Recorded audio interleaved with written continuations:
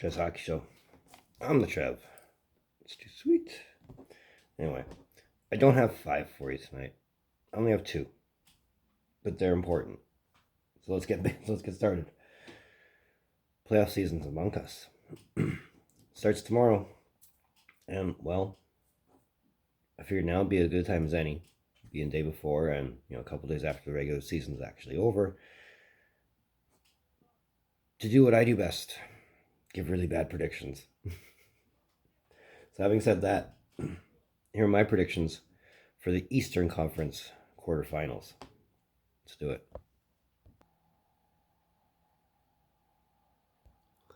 So just looking at the bracket, you can tell where some of it looks very predictable.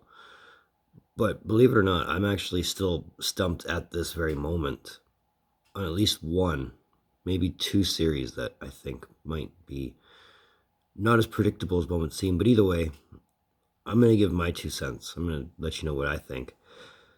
I'm going to pick a game number, even though it's completely irrelevant in any of these playoff predictions that I do. I just merely go for who wins. I don't care for how many game numbers, but I'll give you a game number anyway. And we'll see how right I am when we get to the semifinals. So let's start. Now, when I say predictable, this one should be very predictable. And I'm also taking into account that whole President's Trophy curse and that thing that happens to teams that set record-breaking marks. But I don't think it's going to happen this time around. I think Florida, despite being the President's Trophy last season, meeting this season's President's Trophy winners, Florida, I think, reminds me a lot of the deer in the headlights. They see the bigger team ahead of them, and I think they know they have to play. I would hope that they're going to be at least a little bit competitive, even if it's a Boston in 5 series, and that's what I'm calling it. Boston in 5. There's just too much going on for the Bruins. I mean, Pasternak alone with Marchand, Bergeron. You got Bertuzzi in the mix now, and if Hall's back, keep in mind you also got Swayman and Olmark. You can go either one for starting goalie. Bruins look pretty unstoppable, so I'm going with Bruins in 5. Now, I just want to get the most obvious thing out of the way. I see history repeating itself. So take that for what it's worth. On top of that, the way these two teams played each other in the regular season, and I'm not bringing regular season stats or anything like that into the mix. I'm just saying the way they played, the more physical they got when they realized they're playing each other in the playoffs. And the fact that they're playing each other in the playoffs for the 2nd straight year. I almost feel like a rivalry could be brewing up here. And that would be a great thing. I mean, there's just so much in common for both teams that if a rivalry doesn't start after this, or during this, or if it's already begun and I just haven't seen it, that's a great thing. And I'm talking like Bruins-Canadiens level rivalry. I don't want to go as far as saying Colorado-Detroit, but a rivalry would be nice. Either way, this series is going to be very back and forth in my mind. Scoring is going to be the name of the game, as it always is.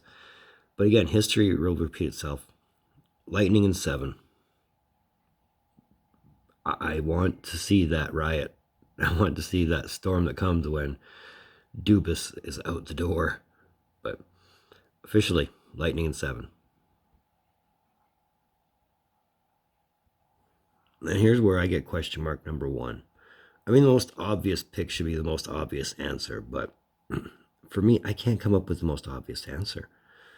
And it's not a case of, well, Varley plays on the Islanders, because really Varley is just there for support at this point. Like, that contract is expiring and he hasn't played in a very long time, and Sorokin's taken over, so Varley is a non-factor.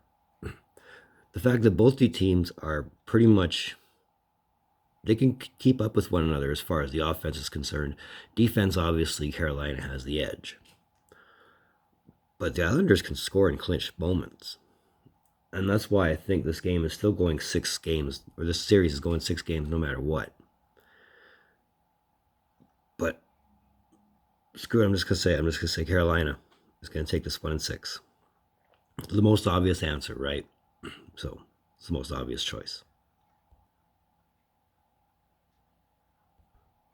I always like watching these two in the playoffs. And even though they haven't met since the 2012 Eastern Conference Finals, and the rosters and the lineups are completely different from then and now, the spirit hasn't changed.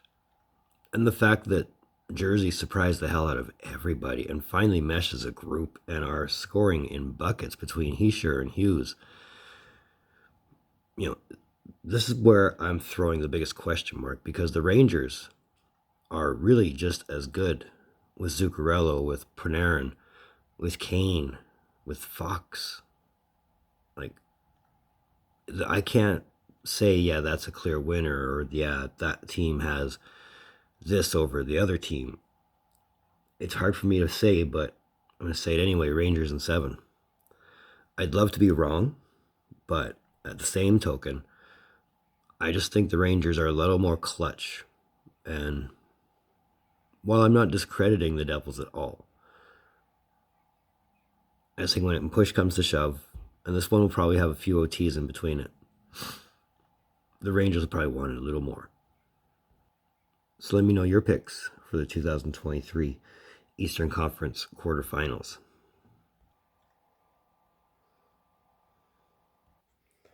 So, Trevs Hockey Shows, I want to thank you for tuning in. Don't think I don't appreciate the gesture, especially if you made it to this point. And if you have, I'm very grateful for that. So thank you. But if you dig what I'm doing, or if you've made it this far, and you just want to say hi, let me know you're here. Hit that like button. Same time, that red button, so subscribe all over it. You know what to do. You know we're going for 250, and you know what make you feel good. So why deny a great thing, right? That social I never use. It's in the description down below. So moving forward, going to the west. So in the meantime, in between time, be looking for more videos from Trev. Later.